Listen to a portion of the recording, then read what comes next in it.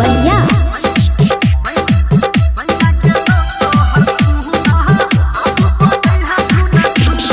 गवना करा के पिया पूरी गैले चढ़ली जवनिया में दूर भैले गे सखी सुने छी।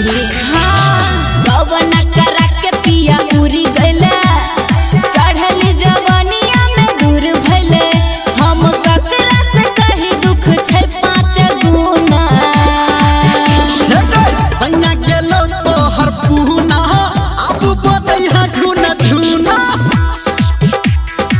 सैया गेलो तो हर पुहना अब बदैहा झुना झुना।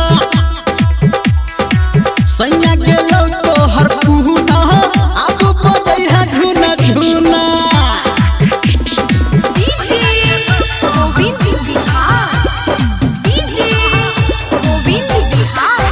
माँ गायत्री रिकॉर्डिंग स्टूडियो।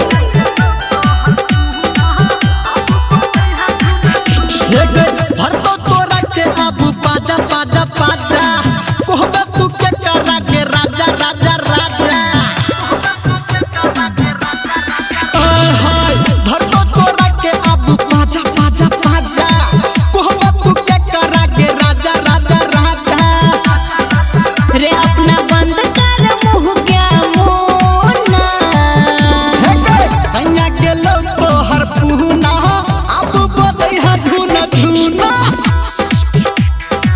पिया गेलो तो हर पुहना अब बदैहा झुना झुना। सैया गेलो तो हर पुहना अब बदैहा झुना झुना।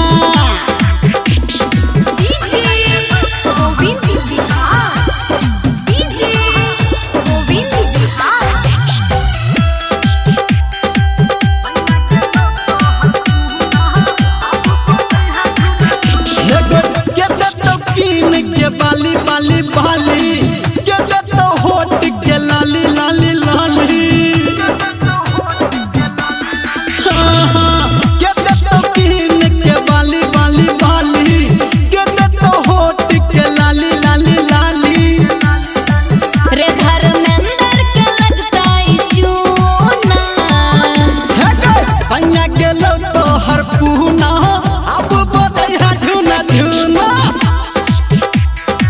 पिया गेलो तो हर पुहना